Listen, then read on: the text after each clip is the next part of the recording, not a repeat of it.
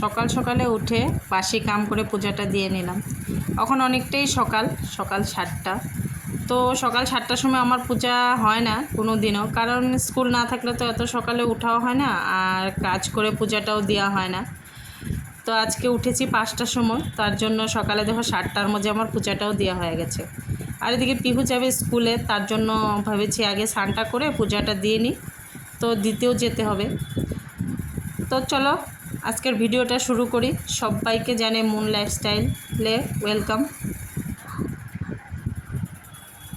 আর সবাই দেখতে থাকো আর পাশে থাকো।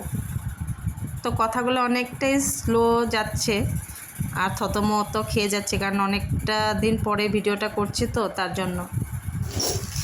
তো টিফিনের জন্য এখানে বানাচ্ছি চাও আর ম্যাগি। আর সবজি ছিল না, নয়তো গাজর ডিম দিতাম, কিন্তু সবজিটা ছিল না জন্য দিইনি, খালি আলু আর পেঁয়াজটা দিয়েছি আর ম্যাগি মশলা। আর ডিম তো দিই না, পিহুকে এখনও ডিমটা দিইনি, কারণ ডিমটা গরম। আর এখানে পিহুর জন্য ভাতটা রেডি করে নিয়েছি। প্রেশার কুকারে ভাতটা একটু গেলা গেলা করে নিয়েছি, কারণ সকাল সকালে শক্ত ভাতটা খেতে চায় না, তার জন্য একটু ভাতটা গেলা গেলা করে নিয়েছি। তো এখান থেকে দীক্ষাকেও একটু খাওয়াবো, কারণ দীক্ষা তো এখন স্কুলে যাচ্ছে না, ও পরে আবার কিছু খাবে, তো এত জোর জবরদস্তি করি না, ও একটু যা খায় খাবে। তো টিফিনটা এখন রেডি করে নিব, টিফিনটা একটু ঠান্ডা হতে দিব, তারপরে ওর ব্যাগের টিফিনটা দিয়ে দিব। আর সকালবেলা টাইমটা অনেকটাই হুড়স্থুল থাকে, কারণ আমারও এখন ওকে দিতে যেতে লাগছে, কারণ আমরা যার গাড়িতে যাচ্ছিলাম তো গাড়িটা এখন খারাপ হয়ে আছে, তো আমারও যেতে হবে। তো লগে দীক্ষাও যায়, তো আমিও রেডি হতে হয়, দীক্ষাকেও রেডি করতে হয়, তো তার জন্য আর কি একটু সকালবেলা টাইমটা একটু হুলস্থুল করেই যায়। আর এখানে ডাইরেক্ট এসেছি দুপুরে তোমাদের রান্নাটা দেখাতে। এখানে বানাচ্ছি, কালকে মাছের মাথা এনে রেখেছিল, তো কালকে হনুমান জয়ন্তী ছিল, তো নিরামিষ খেয়েছি, তো মাছের মাথাটা রেখে দিয়েছিলাম, ওইটা কচু দিয়ে বানাচ্ছি, আর ডাল টমেটো দিয়েছি, আর সোমবারে শস্য আর কারি পাতা। আর এখানে দেখো মাছের মাথাগুলো ভেজে রেখেছিলাম, তো দিয়ে দিলাম, দিয়ে জলটা দিয়ে দিলাম। আর তোমরা সবাই এরকমভাবে ডালটা বানিয়ে খেয়ে দেখো, গরমে অনেকটাই টেস্টি লাগে, ভালোও লাগে, আর বাচ্চারাও দেখি ভালোই খায়। জানি না কে কীরকম খাবে, কিন্তু আমাদের পিহু দীক্ষা তো খুবই ভালো খাচ্ছে এই ডালটা। তো চলো এখন তরকারিটা একটু ঢেকে দিব, কারণ কচুটা একটু সিদ্ধ হবে। আর এদিকে দেখো এত গরম, কারেন্ট ছিল না, তো বিছানা তো নিচে করি, তো ওইখানে শুয়েছিলাম, দীক্ষাও শুয়েছিল, জানলা দিয়ে হাওয়া আসে, তার জন্য আর কি বিছানাটা, ঘরটর তো মুছাই ছিল, তো বিছানাটা নিচে করাই ছিল। ওইদিকে আর দুপুরবেলা তোমাদের দেখতে পেলে যে আমি পিহুকে আনতে যাচ্ছি, ও আধাটা আসে ওর বান্ধবীর সাথে, আর আমি আধাটা যাই আগে আর নিয়ে আসি। আর এদিকে দেখো দুপুরবেলা একটু ঘুমিয়েছিলাম, ঘুমিয়ে উঠে তো কাপড় পিহুর স্কুলের ড্রেসটা ধুয়ে দিয়েছিলাম, তো পিহু এনে রেখেছে, তো আমি ভাঁজ করছি, আর ওইখানে ওর পাপা ঘুমাচ্ছে। তো এগুলো ভাঁজ করে ঘরটা ঝাড়ু দিয়ে দিব সন্ধ্যা, কারণ সন্ধ্যা প্রায় লেগেই গিয়েছিল, 10-15 মিনিট বাকি ছিল। তো চলো নিচের বিছানাটাও উঠাতে হবে, কারণ সন্ধ্যার সময় বিছানাটা উঠিয়ে দিই, না তো সন্ধ্যা দিই তো ভালো লাগে না। তো বিছানাটা উঠাবো।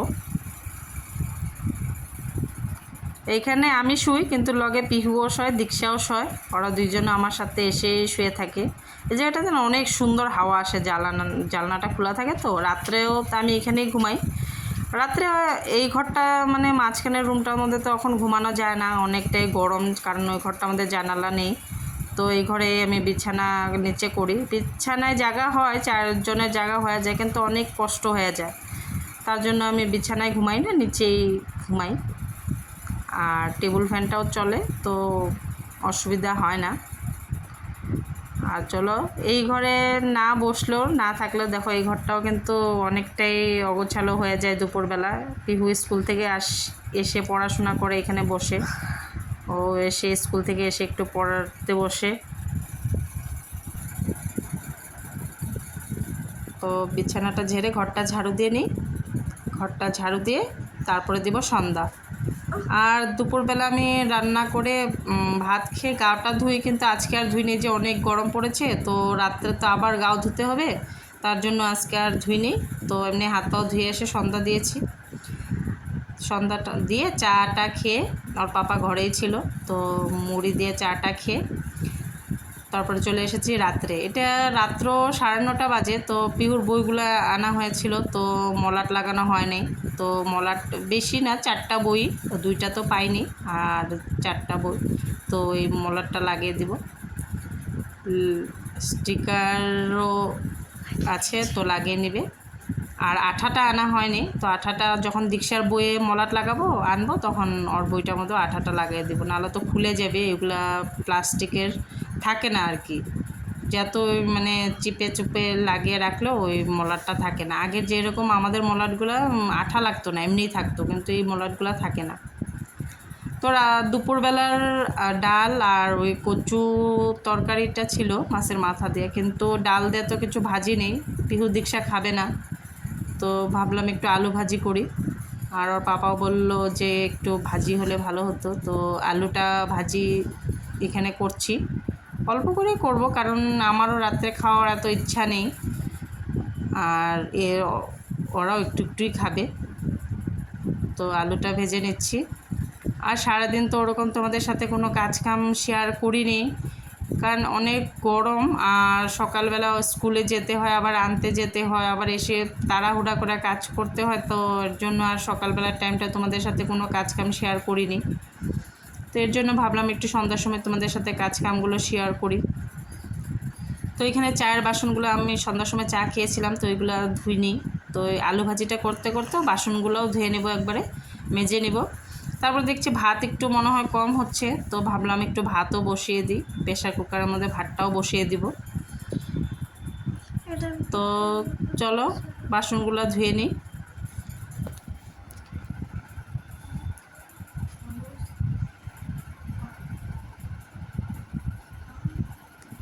এই সময়টা যদি বাসনগুলো মেজে না রাখি, তো খাওয়ার পরে অনেকটাই বাসন হয়ে যায়, তো আর ধুতে ইচ্ছা করে না, মনে হয় কি থাক রেখে দিই, সকালে উঠে করব। তার জন্য সন্ধ্যার সময় যত মানে 1টা 2টা করে বাসন বের হয়, তো ধুয়ে ধুয়ে রেখে দিই, তো রাত্রে খাওয়ার পরে আর এতটা বাসন থাকে না। আর এখন যদি রাত্রে বাসনগুলো মেজে না রেখে দিই, স্কুল আছে, তো সকালবেলা উঠে অনেকটাই কাজ আরও বেশি হয়ে থাকে, কারণ রান্নাঘরের তো সন্ধ্যার থেকে তো অনেক বাসন জমে যায়। তার জন্য আর কি স্কুল যদি না থাকে তো আমি এত করি না, থাকলে থেকে যাবে, সকালে উঠে মেজে নিই এরকম। আর কিন্তু স্কুল থাকলে আমি রাত্রে মানে একটু দেরি হলেও মেজে নিই। তো এদিকে অনেকটাই বাসন ধুয়ে নিলাম। আর এদিকে ভাতের হাঁড়িটাও দেখছি ভাতটা থালের মধ্যে বের করে রেখে দিয়েছে, তো হাঁড়িটাও সাইডে রেখে দিয়েছি, ওইটাও মেজে রেখে দিব। আর এদিকে দেখো আমার বাসন ধুতে ধুতে আলুটাও ভাজা হয়েই গেল। আর এদিকে আমার তো আছেই আমার সাথে হেল্প করার জন্য সবসময় প্রস্তুত, আমি কি করব না করব সবসময় এসে দেখবে, মা আমি এটা করে দিব, মা আমি এটা লাড়াবো, মা এটা করব। আর দিকে দেখো দীক্ষা এটা উঠিয়েছে, ভিডিওটা একটু সময় করেছিল, মানে পিহুর জন্য শিং মাছ, পিহু দীক্ষার জন্য শিং মাছটা এনে রাখা হয়েছিল, তো অনেক সবটাই খাওয়া হয়ে গেছে, কিন্তু 2টা ছিল, তো এই 2টা মানে 2 দিন আর বানাইনি, তো ওই 2টা ছিল, তো এই 2টাকেও বলছে আমি উঠে দেব, আমি উঠে দেব, তো উঠাচ্ছে, তো দেখছি ভালোই লাগছে, তো এটাও তোমাদের সাথে একটু শেয়ার করলাম।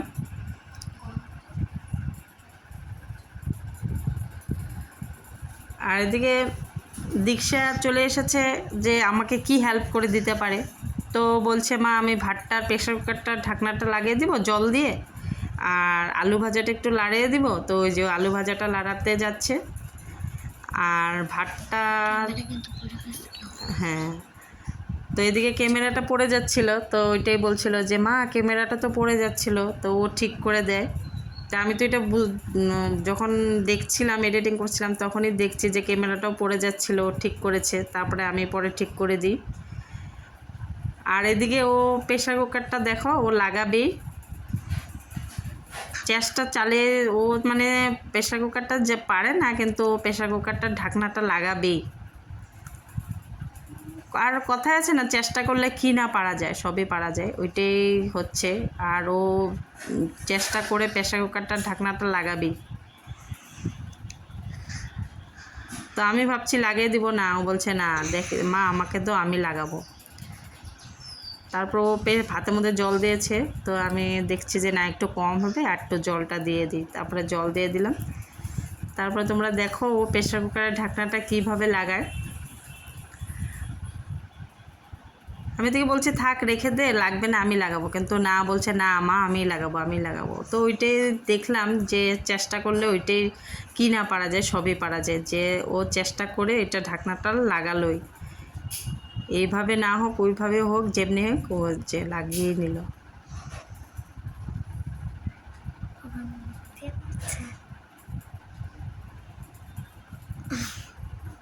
পেরেছে পেরেছে। আবার বলছে মা দেখো আমি করেছি। আমিও বলছি হ্যাঁ, চেষ্টা করলে কি না পারা যায়, চেষ্টা করলে সবই পারা যায়।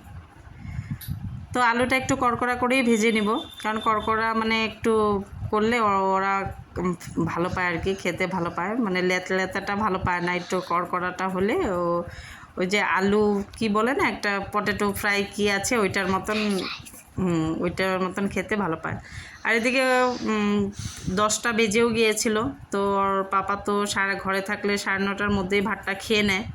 তো ওর পাপাকে আগে ভাতটা দিয়ে দিব, কারণ অত যেহেতু ভোরবেলা বাইর হয়, সকাল 4টার সময় বাইর হয়ে যায়, তো কে যত তাড়াতাড়ি পারে আমি ভাতটা দিয়ে দিই। তো এদিকে ভাতটা দিয়ে তারপরে পিহু দীক্ষাকেও খাওয়াই দিব। আর এদিকে দেখো কতগুলা বাসন মেজে রেখে দিয়েছি, আবার এতগুলা বাসনে খাওয়া হওয়ার পরে আবার বের হবে, তো ওইগুলোও মেজে নিব। তারপরে ছিল বুধবার, তো পরের দিন আবার বৃহস্পতিবার। তো সকালবেলায় স্কুল থাকলে পরে না ঠাকুরের বাসন বাসনগুলো মাজতে মানে অনেকটাই দেরি হয়ে যায়, পূজাটা দিতে অনেক লেট হয়ে যায়, যে স্কুলে দিয়া এসে এগুলো ঠাকুরের মানে জায়গাটা পরিষ্কার করতে অনেকটাই দেরি হয়ে যায়। তো আমি কি করি বুধবারের রাত্রেই খাওয়া দাওয়া হওয়ার পরে সব পরিষ্কার করে একটু গাওটা ধুয়ে আসে, তারপর ঠাকুরের আসনটার থেকে সব কিছু নামিয়ে মেজে রেখে দিই। তাহলে কী হয় মানে সকালবেলা ফুলটা এনে পূজাটা দিতে আর কি সময় লাগে না। তো এদিকে ভাত খেয়ে বাসন মেজে বা বেসিনটাও মেজে নিয়েছি। আর সাইডগুলো তো জানোই বাসন মাজলে অনেকটাই জল ছিটে, সাবান ছিটে। তো এদিকে বেসিনটা তো তাড়াহুড়াতে মেজে নিয়েছি, কিন্তু কিন্তু আমি ওইখানে মাছটার জলটা দুপুরে রাত্রে পাল্টাতে হয়, তো কারণ গরম পড়েছে তো, আর তো এই জলটার মধ্যে রাখতে কীরকম লাগে, ওদেরও তো একটু আর কি ঠান্ডা জল আর ফ্রেশ রাখার দরকার। তো তার জন্য আমি ভুলে গিয়েছিলাম যে মাছটারও জলটা চেঞ্জ করতে হবে। তো তারপরে আবার জলটা চেঞ্জ করে নিলাম, নিয়ে আবার বেসিনটারে মেজে নিব। তারপরে জাবড়াটাও বের করে নিলাম, জাবড়াটা ডেইলি যদি মানে ফেলে আসে তো অনেকটাই কমে থাকে, না তো 1 দিন 2 দিনের জাবড়া হয়ে গেলে না ঘরে একটা ছোট গুড়ি পোকাও হয়ে যায়, আর কীরকম ভাতও থাকলে না একটা পচা গন্ধ বের হয়ে যায়। তো ডেইলি যা অল্প হয় তো ওইটাই ফেলে আসি। তো জাবড়াটা বাইর করে আবার ওই বেসিনটা মেজে নিচ্ছি। তো এদিকে রান্নাঘর তো পুরাই মানে পরিষ্কার করে নিয়েছি। তো এখন যাব ওদেরকে মশারি টানিয়ে দিতে। তো এদিকে এসে দেখছি ওদের 3জনকেই মশাই ধরছে। তো আমি ভেবেছিলাম একটু সময় পরে মশারিটা টানাবো, কারণ ফ্যানের হাওয়াতে আমি ভাবছি মশাটা লাগবে না নাকি, না দেখছি না 3জনকেই মশাই কামড়াচ্ছে। তো আমি বলছি দাঁড়াও আগে তোমাদেরকে মশারিটা টানিয়ে দিয়ে নিই। তারপরে মশারিটা টানিয়ে দিচ্ছি।